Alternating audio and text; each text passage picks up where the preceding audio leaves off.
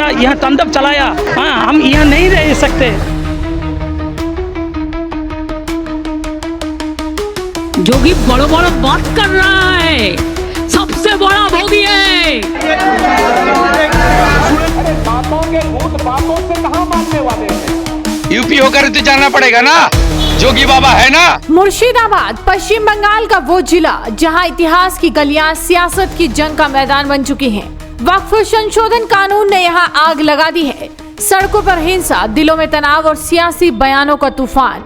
ये कहानी सिर्फ मुर्शिदाबाद की नहीं बल्कि पूरे देश की सियासत का नक्शा बदलने की है। लेकिन ममता सरकार की अब पोल खुल चुकी है।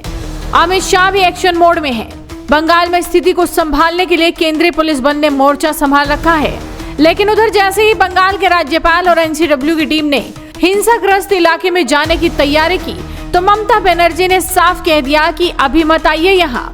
भला इसके पीछे वजह क्या हो सकती है? लेकिन पश्चिम बंगाल के राज्यपाल सीवी आनंद बोस चुप नहीं बैठे। ममता की अपील को उन्होंने ठुकरा दिया और मुर्शिदाबाद और मालदा के हिंसा प्रभावित इलाकों में पहुंचे। राहत शिविरों में पीड़ितों से मुलाकात की। बोस ने कहा हिंसा फैलाने वालों को बख्शा नहीं जाएगा। लेकिन उधर ममता ने इसे सियासी ड्रामा करार दे दिया और अब एनसीडब्ल्यू की टीम भी मैदान में है। मुर्शिदाबाद और मालदा में ये टीम जब पहुंची तो महिलाएं उनसे लिपट लिपट कर अपना दुख बयान करने लगी। टीम की आंखों में भी आंसू आ गए। वहीं बीजेपी नेता और फिल्म अभिनेता मिथुन चक्रवर्ती ने पश्चिम बंगाल के ताजा हालात पर ममता बनर्जी पर हमला बोला। उन्होंने कहा कि पश्चिम बंगाल में सेना की सख्त जरूरत है। जो कुछ हो रहा है उसे देखते हुए सेना की जरूरत है। साथ ही उन्होंने बंगाल में राष्ट्रपति शासन लागू करने की मांग भी की। ऐसा चलता जाएगा तो जरूर यकीनन और जितनी जल्दी हो सके।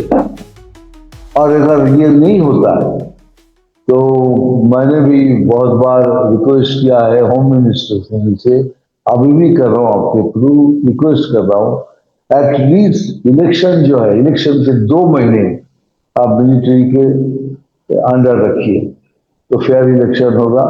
तो जो होगा होगा, जीते जो जीते। लेकिन जिस दिन इलेक्शन कमीशन ने डेट अनाउंस किया उस दिन से लेकर इलेक्शन का रिजल्ट आउट होने के बाद 1 महीना और, क्योंकि इनके बाद अगर वो जीते तो और वही कत्लेआम होने वाला है, सब कुछ ध्वंस होने वाला है, सब कुछ वही होना है। तो वहां तक रह के यहाँ तक करने को मैं अनुरोध करता हूँ कि मतलब हमारे होम मिनिस्टर।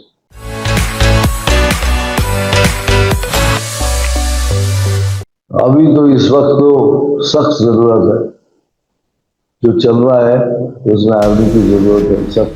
लेकिन आपको बता दें कि ममता बनर्जी ने पलटवार में कोई कसर नहीं छोड़ी। कोलकाता के नेताजी इंडोर स्टेडियम में इमामों की सभा में उन्होंने बीजेपी को आड़े हाथों लिया।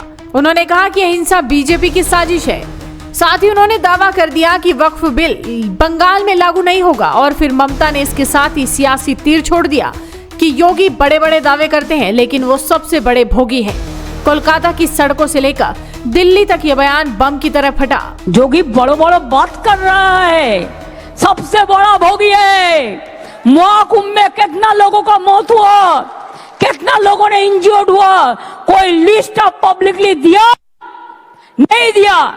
बड़ा बड़ा बात करते हो, कितने एनकाउंटर में मेरा मारा। इस सियासी जंग में यूपी के सीएम योगी आदित्यनाथ की एंट्री ने तापमान और बढ़ा दिया। हरदोई की एक सभा में उन्होंने ममता पर गरजते हुए कहा कि मुर्शिदाबाद जल रहा है और ममता दंगाइयों को शांति दूत कह रही हैं। लातों के भूत बातों से नहीं मानते, डंडा ही इसका इलाज है। बहनों और भाइयों, इन दंगाइयों का उपचार ही डंडा है। बिना डंडे के मानेंगे नहीं। आप देख रहे होंगे बंगाल जल रहा है, वहां की मुख्यमंत्री चुप है, दंगाइयों को शांति दूत कहती है। अरे लातों के भूत बातों से कहां मानने वाले हैं? ममता बनर्जी द्वारा यूपी के सीएम योगी आदित्यनाथ पर दिए गए बयान के बाद एक नई बहस छिड़ चुकी है। जाने बोली है ना, यूपी होकर तो जाना पड़ेगा ना, जोगी बाबा है ना, यूपी होकर तो जाना पड़ेगा, यूपी होकर ही तो जाना पड़ेगा। जाइए ना, वी वेलकम, जाइए, यूपी होकर जाइए, यूपी होकर जाइए। जोगी आदित्यनाथ जी है और दिल्ली का पुलिस का अमित शाह जी का हाथ में है। लेकिन मुर्शिदाबाद की सड़कों का हाल देखिए, बिखरा मलबा, जलते घर और बटा समाज। वक्फ बिल के बहाने सियासत का खेल चरम पर है। लेकिन सवाल है कि बंगाल की जनता किसे चुनेगी, शांति या फिर सियासत? जवाब का इंतजार है 2026 के चुनावी रण में। वीडियो को शेयर कीजिए और जुड़े रहिए हेडलाइंस इंडिया के साथ।